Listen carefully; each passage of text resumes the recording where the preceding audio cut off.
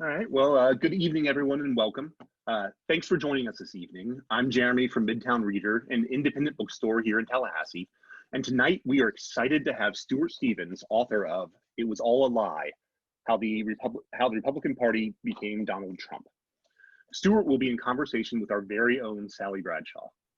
I'll tell you more about Stuart in a second, but first I want to let you know that you can submit a question at any time during the event using the Q&A button at the bottom of your screen, and we'll leave a few minutes at the end for those. I also want to let you know that you can visit us at midtownreader.com by giving us a call or by stopping by. We're open for browsing Tuesday through Saturday from 10 to 6, Sundays from 10 to 4, and Monday afternoons by appointment. We also offer delivery anywhere in Tallahassee, and we will happily ship anywhere outside of Tallahassee. And now, a little bit about tonight's author. Stuart Stevens is the author of 7 previous books, and his work has appeared in the New York Times, the Washington Post, Esquire, and Outside, among other publications. He has written extensively for television shows, including Northern Exposure, Commander-in-Chief, and K Street. For 25 years, he was the lead strategist and media consultant for some of the nation's toughest political campaigns. He attended Colorado College, Pembroke College, Oxford, Middlebury College, and UCLA Film School. He is a former fellow of the American Film Institute. He is joined by Sally Bradshaw, the owner and operator of Midtown Reader, an independent bookstore. She's a self-professed recovering political hack. In her previous life, she worked for President George H.W. Bush at the White House and served as Jeb Bush's chief of staff when he was governor of Florida, before fleeing to the refuge of the bookstore after leaving the GOP to become a registered independent in 2016. And now I'm going to turn it over to Sally, who's going to tell you a little bit about the book. Hi, everyone. Thanks so much for joining us. We're really excited to have you tonight with us. And Stuart, we've got, as we discussed earlier, a great group of folks, some of whom you're very familiar with, some friends, and a lot of people are interested in this terrific read. I told Stuart when I talked to him a couple of weeks ago that I was sort of overwhelmed by this book. It's sobering for someone with a background who's been in politics, and I think most of the folks in Tallahassee know that I'm relieved to be out of politics, but I will admit secretly to be a news junkie. It's very hard to turn that off, and so I really enjoyed reading this book. For political junkies, we're sort of in the Olympics right now. We're down to the wire. We have 2 weeks left. It's a very exciting time to be talking to you, Stuart. And before we get started, I have to tell us Stuart's story from my own political career. In 1994, I was working for Jeb Bush's first campaign for governor, and Stuart was the consultant running Jim Smith's campaign. And I think Jim Smith may be on the line tonight. Jim is, as everyone knows, just sort of a legend in Florida, former Secretary of State and Attorney General, and just an incredibly fine human being. And our press secretary walked in one day and said, "We're going to lose." And everything was going well. Like, I had no idea why he had this sense of things. And he said, "You have to see this ad that Stuart Stevens just put together on Jim Smith. Did you know Jim Smith has only 2 shoes, one brown shoe and one black shoe? Jim Smith is a true fiscal conservative." And I watched that ad over and over and over. And it was not only a great message, but it was a wonderful story. It told a story about Jim and Carol Smith that to this day I still remember.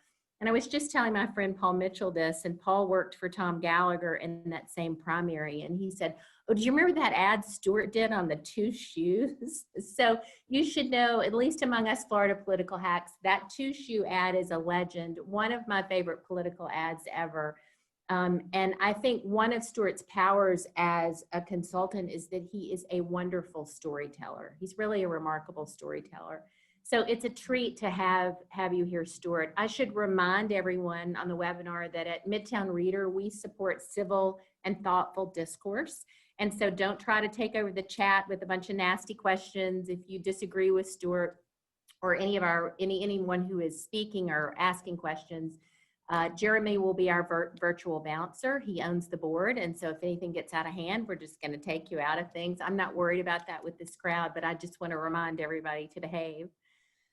Stuart, your book has received some really renowned reviews. Kirkus calls it an epitaph of interest to all politics junkies for a formerly venerable party by a champion turned gravedigger. It's pretty interesting stuff. New York Times says, bare knuckles account, blistering tell-all history, although this book will be a hard read for any committed conservatives. They would do well to ponder it. And I would also give a shout out as a bookseller to Stuart's other fabulous books, especially his books about travel, which are great fun and fun to read. So if you're hooked on It Was All a Lie, there's much more Stuart Stevens material there. But let's get right to it. I mean, right at the beginning of the book, Stuart, I thought it was really interesting because you talk about being drawn to a party that espoused traditional conservative values like character counts, personal responsibility, tough on the Soviet Union, the national debt actually mattered. Like we're all, those of us can remember when that was the case are pretty old now, I think. Compromises would be necessary, legislation would come and go, but you really had sort of a path for the Republican Party as a conservative party and what it meant to be a conservative. And you come right out and say, what a fool I was. All of these were mere marketing slogans. That's really harsh and it's really very direct. And I admire how candid this book is on these issues. Talk about what got you to this point. I mean, what led you to write this particular book? Well, first, thanks very much for having me. This is a real treat. You know, a lot of people are wrong about Trump in 2016, but it's hard, I think, to find anybody who was more wrong than me. You know, I didn't think he'd win the primary. I didn't think he'd win the general. In retrospect, a lot of that was because I just didn't want to accept what it would mean if he could do both of those. And after he won, I went through a period, I think probably like a lot of our friends, where I said, well, Trump isn't really the Republican Party. But, you know, I really couldn't sustain that because, I mean, the Republican Party is the party that endorsed Roy Moore and attacked John Bolton. I mean, it's just a fact. So, you know, I started asking myself, just how did this happen? How did this party that I worked in and really believed in end up with this horrible man? And I didn't intend to write a book, but in that old kind of high school English way that if you can't write it, you don't understand it. I started just writing, and out of that grew the book. And for me, it was a real learning experience. I'd worked in the party, you know, for a long time. I thought I knew a lot about the party, but there's a lot I didn't know. And the Republican Party is not an obscure subject, and there's incredible books and papers and works on it. So that was my sort of personal quest. Like, how did this happen? Stuart, has it been cathartic for you to write the book in a way? I mean, I know we talked about, I asked you previously if it was sad, and you said there was sort of liberation in sadness and freedom in sadness, but has it been cathartic to kind of go through this process and get it all? Yeah, you know, I mean, I just couldn't do it anymore. I couldn't sustain the fiction that Trump was an aberration. I mean, I just continue to be surprised. I mean, I thought Lindsey Graham, after what he said, would not turn around and go the other way. I'm just so naive still, I feel like. So it is cathartic in the sense to kind of say what I felt. And look, I didn't want to, there's that kind of trope of books people write in Washington, like, if only they had listened to me. And I really couldn't write that book because they did listen to me. So, I mean, I think that part of my effort in writing this book was to really come to grips with my role in it. And if we believed in personal responsibility, it seemed like a reasonable step to assume personal responsibility. So I wanted to just kind of work through that. It was, I mean, I think this is a sad moment. Certainly, you know, in the country now it is. And it's, I mean, like I'm working in the Lincoln Project now. I think, you know, we're working for Biden. I think Biden's going to win. Usually at this point in the campaign, if you think you're going to win, there's a certain, you know what it's like. You kind of feel a certain exhilaration or something. I really don't feel any of that. I don't take any joy working against this party that I worked in for so long. I think it's necessary. and important, and at least right for me. But I don't find it, it's sad. It is sad. I admire what you're saying, that you're taking so much responsibility, but you are not responsible for what has happened. I'm going to argue with you a little bit here. I mean, you worked for some true conservatives. I mean, people, you worked for Reagan, you worked for the Bushes, you worked for Connie Mack. We had Senator Mack has a new book out, and he was in conversation with Governor Jeb Bush last week for Midtown Reader, and it reminded us of what it actually meant to profess conservative values. And I know Mitt Romney, you ran Romney's campaign. He is a remarkable human being and a good person, and I don't think anybody, would disagree with that. So you're not responsible for having worked for all of these awful people and led the party to Donald Trump, but you seem to take a lot of responsibility for the direction the party went. Talk a little bit about how you link the conservative efforts of the past to how Donald Trump came to be. I mean, what's the connection there? Look, I think when you look at the post-World War II history of the party, it's pretty clear that there's always been these two strands. There was like Eisenhower, boring, governing, build interstate highway, sane, and then McCarthy, passionate, crazy, paranoid, and that's continued throughout. I went to work for Bush in '99 down in Austin. And I think at that time, he was asking the question, like a lot of conservatives, what does it mean to be a conservative at that moment? Because in many ways, you could say that conservatives were a victim of their own success. The Cold War was over. I guess we won it.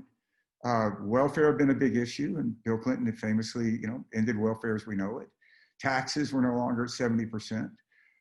Crime, another big conservative issue, was on the decline and was continuing to decline. So I think Governor Bush and that crowd that was around him deserves a lot of credit for asking, what does it mean to be a conservative? And out of that came compassionate conservatism. And if you remember, there was a lot of people on the right that criticized Governor Bush for that, was saying, well, are you saying that by calling it compassionate conservatism, that conservatism hasn't been seen as compassionate? And Bush's answer to that pretty much was, yeah, that's what I'm saying. And we have to change. And I find it remarkable to think what would have happened in the Bush presidency had there not been 9/11. I mean, for him, the key to all this was education. It was an issue he cared deeply about. He knew a lot about it. If you go back and look at his first major piece of legislation, it was No Child Left Behind.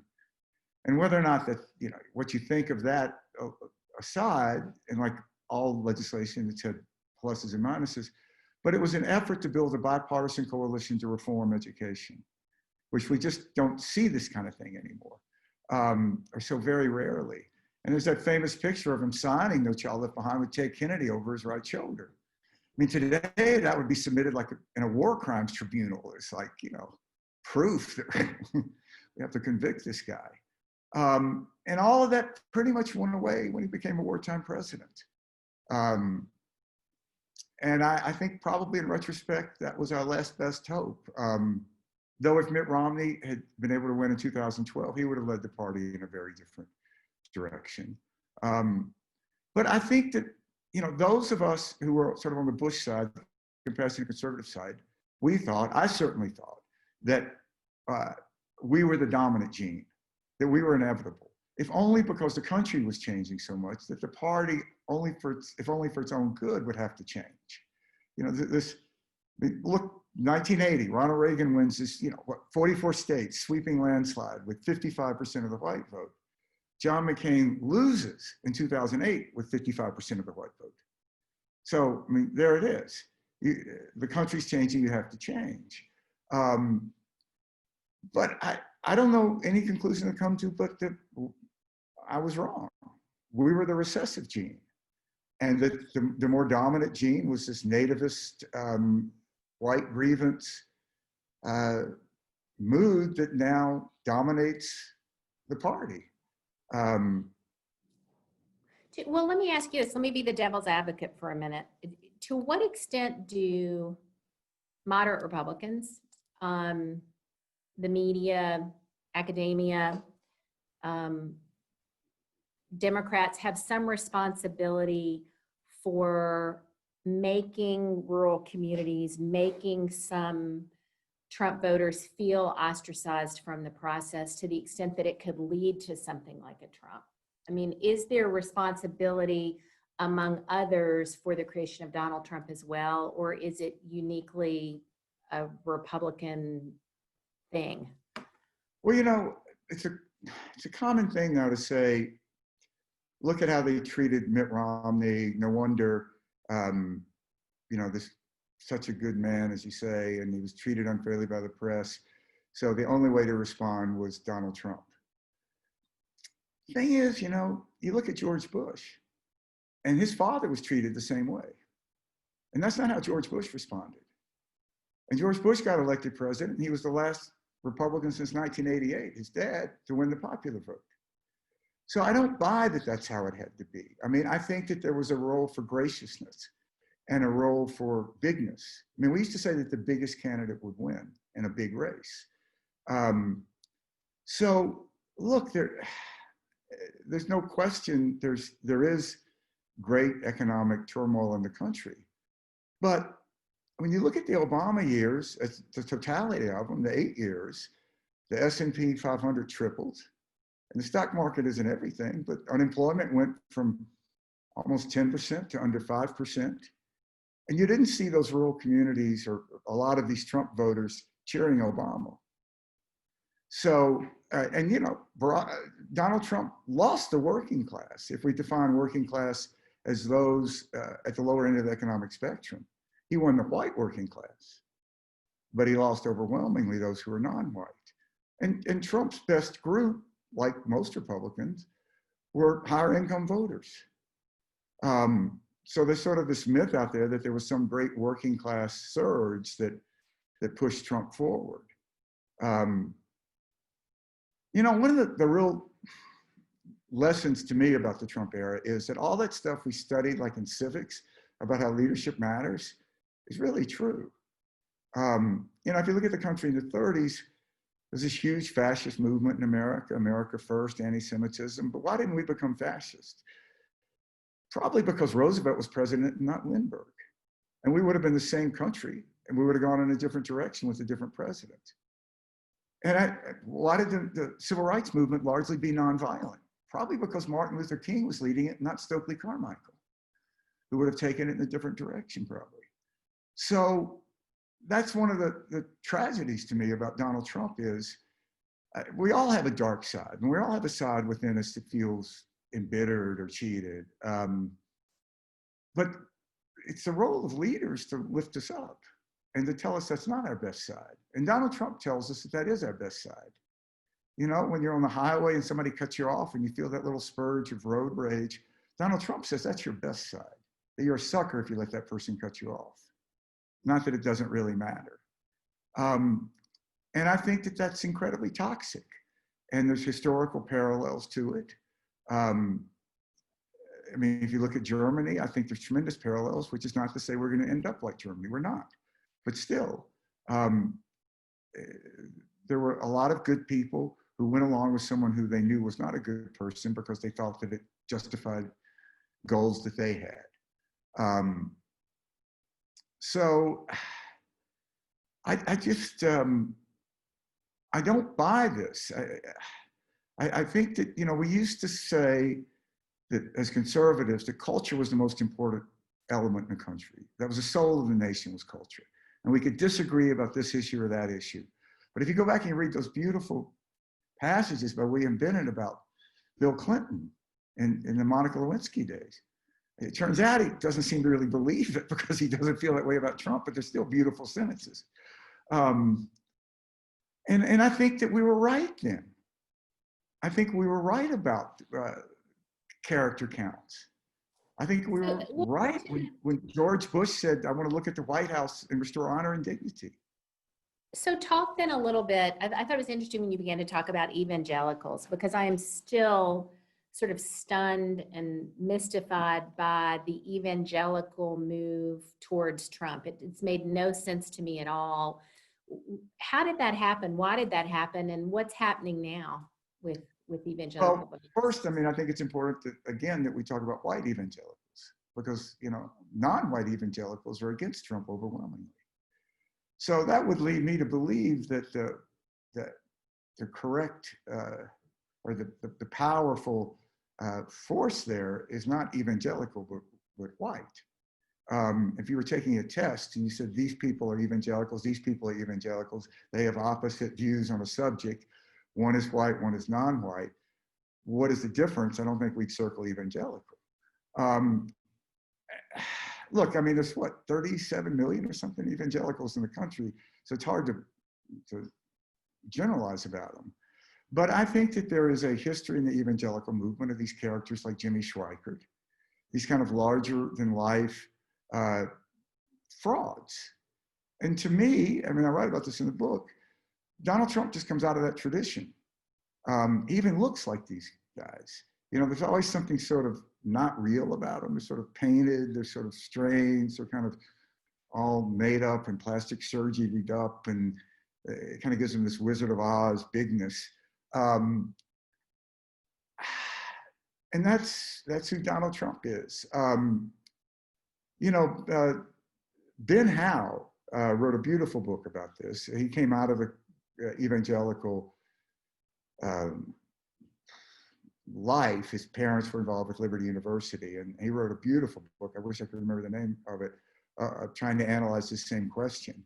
And Pete Weiner, of course, and Michael Gerson, who both are evangelicals, who both were speechwriters for George Bush, who both have kept the faith extraordinarily, and are beautiful writers. I think it reveals something that it is more about race than Christianity. I think it's a dark side. I can't think of everything that I was taught about Christianity. I can't think of a less Christian president than Donald Trump. I mean, kindness is the essence of Christianity, empathy. And here we learn, you know, it's just that Donald Trump just doesn't have those genes. Yeah, it feels like we're in the upside down world. Like nothing makes sense anymore. He just doesn't. So, I mean, Adam Seward, this writer for the Atlantic, wrote a piece a couple of years ago that I think is going to be one of the most read pieces when this is all said and done, called "Cruelty is the Point." It's not. You look at something like the policy on immigration and separating children. They now admit it. The cruelty was a point to make parents feel such pain that they would not do this. So I don't think it's where the country is, though. I will say this. And one of the things that's fascinating to me as a Southerner, you know, we're both Mississippians, and so our home state finally takes down the state flag, which is basically the Confederate flag, battle flag. And that same week, Donald Trump gets in a fight with NASCAR because NASCAR banned the Confederate flag. So, I mean, you wake up in a world, the Republicans are on the wrong side of a cultural war with NASCAR? I mean, really? That's everything is upside down. I mean, and we're on the wrong side of a cultural fight over masks with Walmart. Like, I mean, and I think Trump just doesn't understand where the country is. I mean, but I know in Mississippi, you take your average Mississippi teenager and they look to black rap stars as role models more than Robert E. Lee. You know, and the way he talks about the suburbs. I mean, we all know women who live in the suburbs. I don't know any of them that like to be called suburban housewives, first of all. I mean, they all have like 7 or 8 jobs as far as I can tell. And I don't know any that wouldn't want their children to think that if a neighbor moved in of a different ethnicity or religion, that they wouldn't be welcome. Yeah. Except for corners of the internet, we just don't have anything in our culture that reinforces that hate. So what happens next? If you're right, Biden wins, and maybe it's a big win. What does the war look like within the Republican Party? and who is where in that war to get things back on track? Well, my greatest fear is there's not going to be a war. I mean, I don't know. If you look at who's planning to run in 2024, they're all Trump people now. I mean, Nikki Haley's become a Trumpist. I mean, it breaks my heart. You see someone like Josh Hawley from Missouri. I mean, here's Josh, right? He went to Stanford. He taught at St. Paul's in London, which I think was founded in like 1490. He went to Yale Law School and wrote a beautiful biography of Teddy Roosevelt at age 28, published by Yale Press. And he's running against the elites. It's like, really, Josh? I mean, we're really going to do that? And I just, I don't see the party crying out for a different direction. I mean, here, you'll appreciate this more than just about anybody in America. You look at these popular Republican governors, Charlie Baker, Massachusetts, Phil Scott in Vermont, Larry Hogan. I mean, I work for all these guys, right? They're all incredibly popular, incredibly successful in toughest states imaginable. And yet they can't pick their own state party chairman. They're Trump people, which to us, I mean, you're a successful popular governor, you can't pick your own party chairman. I mean, it's just unimaginable. I mean, it'd be like selling, like, you know, Nick Saban, like, dude, you can't pick who's going to go be your quarterback. And that just, to me, is just how far the party's gone. So to me, and I'm wrong all the time, certainly was wrong about Trump, but when we talk about a third party, I think there really are three parties. There's two parties inside the Democratic Party. There's sort of call it a Sanders wing, an AOC wing, and then there's a Biden wing. And then there's Republicans. And I think the big public policy questions that are going to face us over the next decade are mostly going to be decided by that war inside the Democratic Party. Republicans are just going to say no. So you take something like national health insurance. You know, are we really in 10, 15 years going to be the only Western democracy that doesn't have national health insurance? It's hard to imagine. I really don't think so. And what that's going to be will be decided inside the Democratic Party. We know what Republicans are going to do. And to me, when you look at California, it's the perfect roadmap. I mean, California not very long ago was the beating heart of the Republican Party. I mean, it was our electoral citadel. And now the party's in third place, not second, third. And there really aren't many important public policy questions in the Republican Party, in California, that the Republican Party is involved in. It's just, it's not a part, that party of ideas is a thing of the past. Yeah, so. And I don't, you're depressing me, Stuart. Well, you know, I am depressing these days. You know, I try let me ask you this. We have a ton of people lined up, tons of questions on the board, it looks like. So I'm going to stop a little bit early with my question, but I want to ask one thing that has nothing to do with politics, because everybody is a great reader.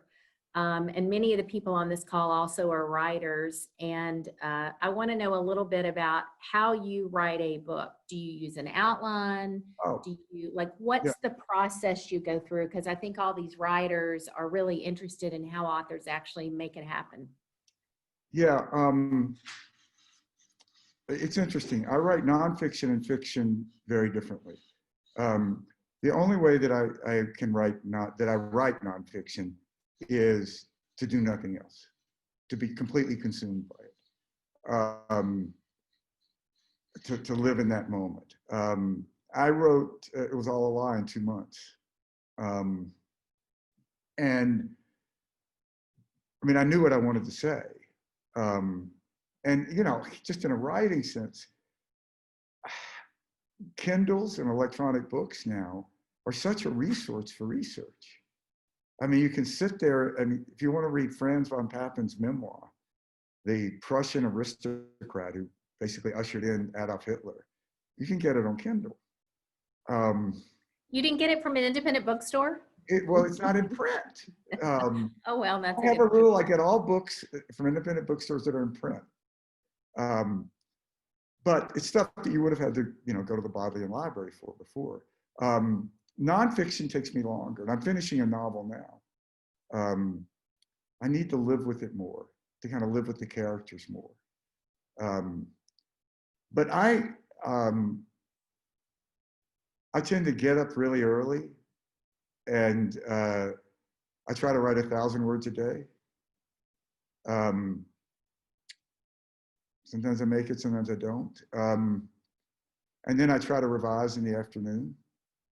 And I really don't like to do anything. And then I like to exercise.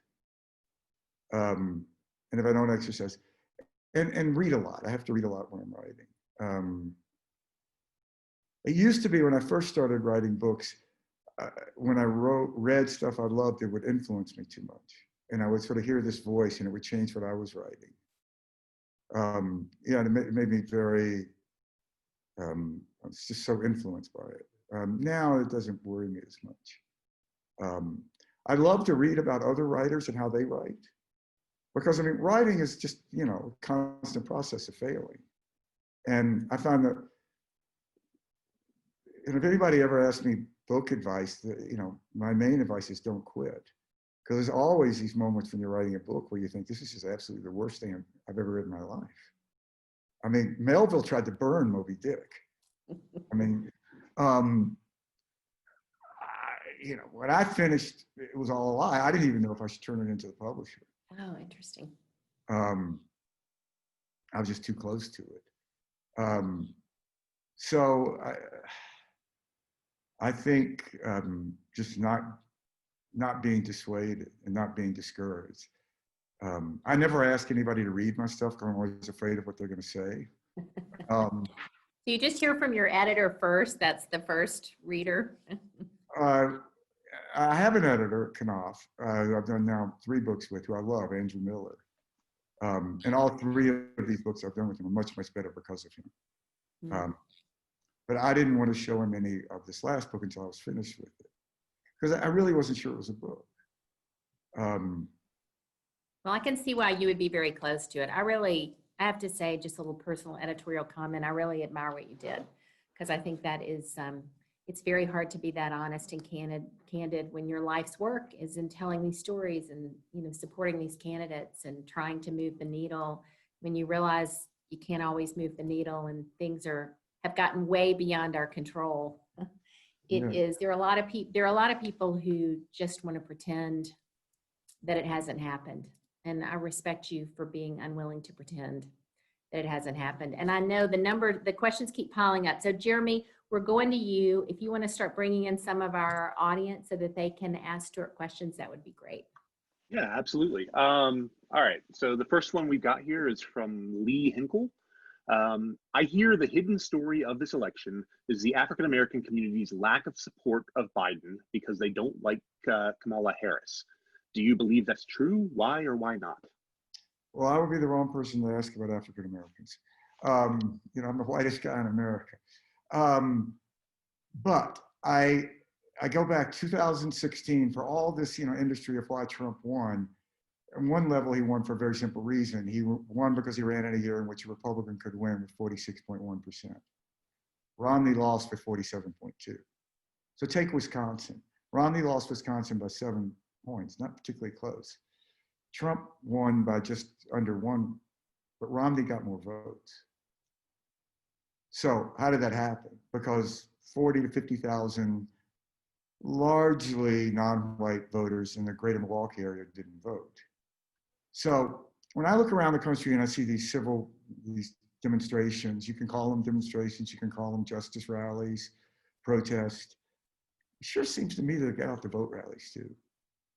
And I mean, you look at these numbers.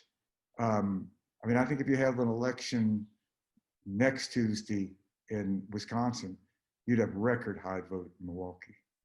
I mean, I think people would choose to do platinum to vote. So, you know, Donald Trump constantly in 2016 asked African Americans, what do you have to lose? And every day he seems dedicated to proving it. You know, I can't speak to that relationship of Senator Harris and the African American community. But I think he was the right choice just politically. Because if he hadn't picked her, it would have meant he passed over a very talented African-American senator, female senator, who's qualified to be president of the United States. And I think in the negative, what the message that would have sent could have been very dispiriting.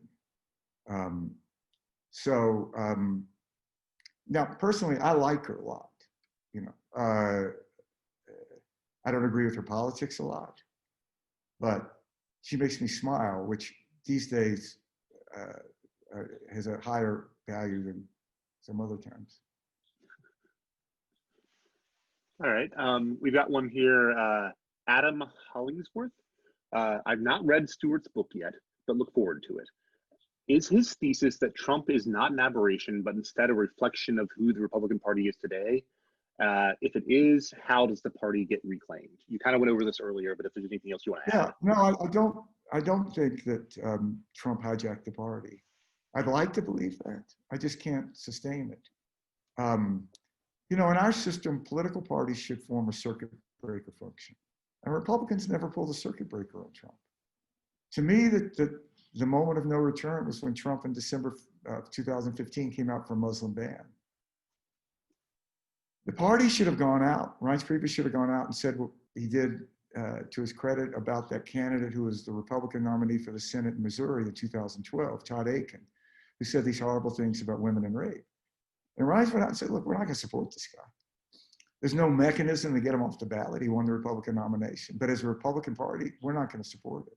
And it probably cost us a Senate seat, but it was worth it. And I think we should have said the same with Trump. We just, look, if the Republican Party stands for anything, it's the Constitution. And a Muslim ban is a religious test. I mean, I always take like the old, British folk singer Cat Stevens, who became a Muslim. Like, what do you do if Cat Stevens shows up at Heathrow and goes, actually, I'm a Quaker now? What are you gonna do? Like ask him questions like what Quakers do? I mean, it's a religious test. And we should have, said, look, we can't stop you from voting for Donald Trump, but we're not going to support this. Now, I know the reasons they didn't. A lot of it is because no one thought Donald Trump was going to win. And people were worried about Donald Trump running as an independent. There's always reasons for this. But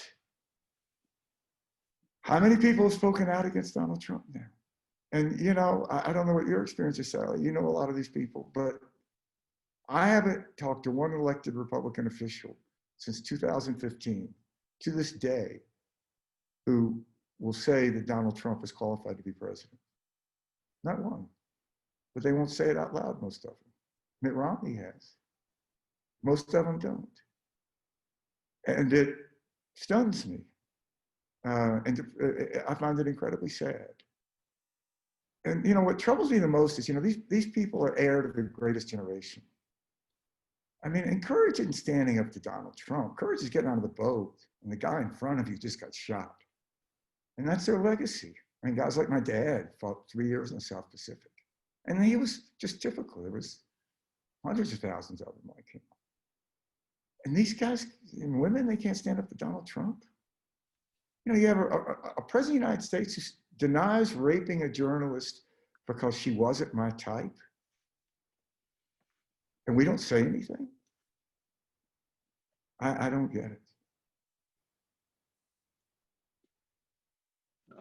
On that note, we'll move on to another one. This is from Madeline Skeen. Hi, thank you for this interview. The more hateful revolution in the party crystallized under Newt Gingrich, first taking out the more moderate leaders in the House, and then constant attack on what I think of as the values posturing of the party. So I don't know if there's a question as much as the statement on that. And what do you think of it? Yeah, now look, I mean, I think that you can trace this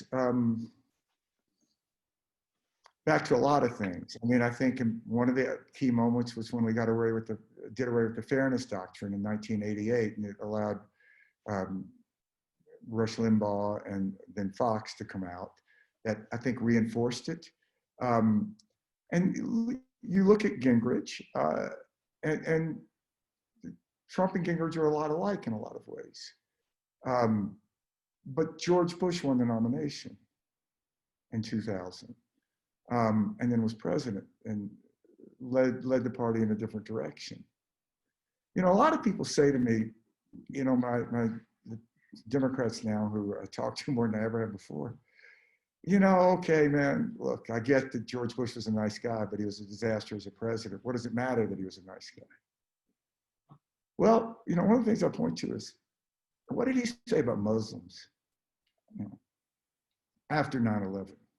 Can you imagine what Donald Trump would have said? And can you imagine what would have happened in this country? We would have had like India, Pakistani style bloodbaths. And he didn't do that. And I think Iraq was a terrible, terrible moment in our history, a horrible mistake. But I think George Bush is a good person. And I'll defend him, you know, constantly. Not a perfect person, not a perfect president, but a good person. And I think that really matters. And that's what we said as conservatives. We said character counts. I think we were right.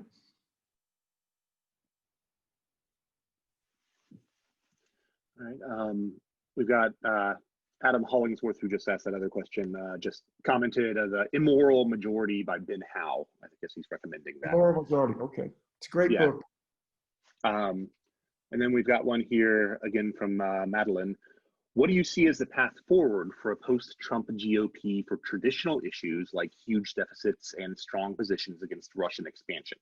How do Republicans ever talk credibly about these issues again? I don't have the faintest idea. It's an honest answer. You know, a lot of people will say, okay, Trump is just going to be seen as kind of a black swan and we'll move on. Maybe. But look, 1956, Eisenhower gets almost 40% of the African-American vote. It drops to 7% with Barry Goldwater in 1964. Goldwater's against the Civil Rights Act. Now, at the time, you could have made, I think, a very persuasive case that a lot of African-Americans would come back to the party. Once the Civil Rights Act was passed, they would come back because shared issues of conservative culture, faith in the public square, patriotism, entrepreneurship, didn't happen. Goldwater got 7%, Trump got about 7.5%. At this rate, we'll be doing okay in about 40, 50. And I think, to me, the lesson is people remember what's said. They hear us. And look, I look at Asian Americans. To me, it's just a very telling kind of canary in the coal mine thing. So we used to, as Republicans, win Asian Americans 60 to 70%. And now we're losing them 60, 70%. Why is that? It's not like we were out attacking Asian Americans, at least until recently when Trump was out attacking Chinese, like he had a list, like I forgot to attack them, I should get to that. But I think they got the feeling that if they weren't white, they weren't really welcome in the Republican Party. And I think that's very telling. So look, here's a statistic just to blow your mind, blew my mind anyway. Of Americans 15 years old and under, the majority are non-white. So the odds are really good they're going to turn 18 and still be non-white. And what does that mean for the Republican Party? I think it's a death sentence, unless the party changes. And right now, there's no desire for the party to change. And I think the only way, what we've learned, that there's really no line of principle that Trump can cross that the party will respond to. Only through fear and self-interest, I feel, will the party begin to change. They'll change because they have to. And that could happen if there is the loss of not only the presidency and the Democrats maintaining the House, which they will, but the loss of the Senate. People will be motivated by self-interest. And, you know, we also talked the other week, Stuart, about the importance of a two-party system for the country, you know, and the need to have a legitimate two-party system. And we desperately need a center-right party that has a coherent theory of government. I mean, that's the thing to me right now. Look, I worked all my life in this party, conservative. If you ask me to give you an honest description of what it means to be a conservative Republican today, I couldn't give it to you. I have no idea. And so you take Elizabeth Warren, she has a coherent theory of government. You can hate it, you can love it, but she can argue with you. And she can defend it and she can articulate it. And I think a coherent theory beats an incoherent theory. And I think it's a tragedy of Trump is what Lindsey Graham said and people like Marco Rubio said in 16 that he was going to kill conservatism, guess what? They were right. And if conservatism is paranoia, if conservatism is anger, if conservatism is xenophobia, there's no future for conservatism. It's Well, not. who do you see, based on your work with the Lincoln Project, based on writing this book, you have conversations every day with hundreds and hundreds of people that are probably asking you the same question. Are there 2 or 3 or 5 or 10 young conservative leaders who have stood up to Trump who you think could be the future of the party, you think could make a difference? I don't see, the problem is I just don't see a market for it. I don't see the party wanting this. I mean, look, maybe we're going to wake up, you know, November 4th, and there's going to be a bloodbath and things will change. But I mean, if you had asked me in 2016 and painted this scenario, I would have said, hey, that's going to be Nikki Haley. You know, or that'll be a Josh Hawley. Yeah, but not now. These are bright. So what are they doing? I mean, Nikki Haley's up there praising Charlie Kirk. It's heartbreaking. I mean, it literally is heartbreaking. What she said when she was endorsing Rubio about Trump in 16 in the South Carolina primary is what she believes. I know it is. What she said to a lot of people about Trump behind the scenes in the midst of that primary. Yeah, Because she was right. she's not saying anymore. Yeah. You know, I had this remarkable remember those experience conversations. on election night. I was doing election coverage for PBS. And, you know, all through 16, when really the first time I went out publicly and I was attacking Trump, I got emails, you can imagine, from all these people in the party thanking me. I wish I could say this. I wish I could do this, right? And as I was sitting there in that, waiting for the returns, people at the very top of the Trump campaign were calling me, they were calling Amy Waters next to me, explaining that it wasn't their fault they were going to lose and what an idiot Trump was. And that was at 8 o'clock. And then around 10 o'clock, I started getting emails from other people saying, like, you know, that email I sent you to, could you maybe delete that? So, you know, if Assange ever hacks my emails, he's going to find like a third of the Republican Party. You know? I have a very uncomplicated view about this. I feel the same way at 10 o'clock as I did at 8 o'clock. Nothing changed. Makes life a little bit easier to live that way. In truth. All right, we've got time probably for 2 more questions, Jeremy, and it looks like some more have popped up. Let's see. Oh, can you explain the Southern strategy? Who masterminded it? Oh, well, one of the things I wrote about in this book is this incredible memo that Pat Buchanan, who was 28, and Kevin Phillips, who was about 28, who's less famous but was an instrumental conservative voice, wrote for the Nixon Re-elect Committee called Dividing the Democrats. And it is really a blueprint of the Southern strategy. And so what is it? The premise is that as Republicans, we're not going to get more than 10% of the African-American vote. Now, they lament that fact. They think Nixon did things that should have earned him more of that vote, which I kind of agree with. But the reality is we're not. So let's live in the real world. So what does that mean? We need to either do one of 2 things: discourage African Americans from voting by just helping them be disillusioned with the Democratic Party, or divide the Democratic Party so that they're splinters of the Democratic Party and they're not unified. And that became the Southern strategy. That we admit failure, that we're not going to be able to get back to levels that we had with Eisenhower with African Americans. So therefore, we're going to exist in a world of predominantly white votes, and we're going to market to those votes. And, you know, the astonishing thing is, if you look at what the Russians did in 16, I mean, they were, you know, had a fake African-American rally in Florida. It's like they read this memo and they're doing the exact same damn thing that Pat Buchanan and Kevin Phillips laid out in like 1971. And it hasn't changed. And look, you know, one of the things in the Bush era, you know, we weren't very successful at getting African-American votes, but at least we admitted it. And at least Ken Mehlman, who was chairman of the Republican Party in 2005, went to the NAACP and apologized for the Southern strategy. Now, does that matter? I think it does. Because I think you have to be honest with yourself before you can begin to change. And now Trump's up there saying, well, the blacks love me and I've done more for blacks since Abraham Lincoln or something. I mean, it's like, I don't know. I think I'd let African Americans determine that. And they're kind of going to vote against you like probably 90+%. I'm not sure how persuasive that is. But that was the Southern strategy.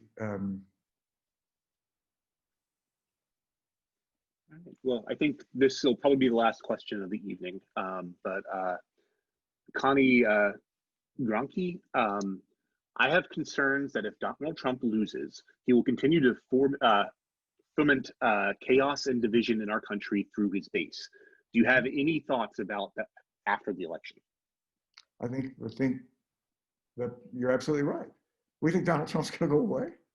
I think Donald Trump Jr. is going to run in 2004. He could very well win. That's why in the Lincoln Project, we're against Trumpism and what it means. And it's not just about getting rid of Trump.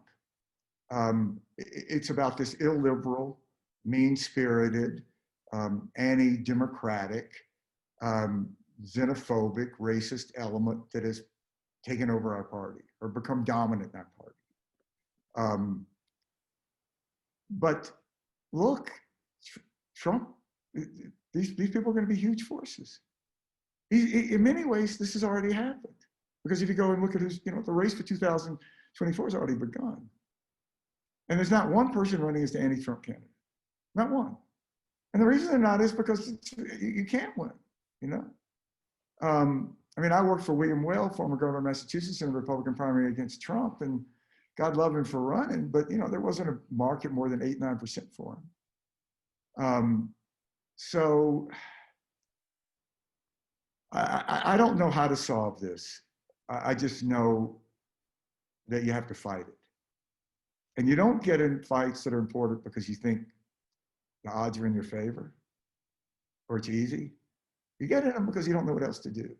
So if you look at those of us in the Lincoln Project, we're just a bunch of consultants. We sort of faced three options. We could have been for Trump, which would have been financially very lucrative. We could have done nothing, but that kind of sucks. Or we could oppose Trump. And we know how to do some stuff. We're not bad at it. So that's all we're trying to do.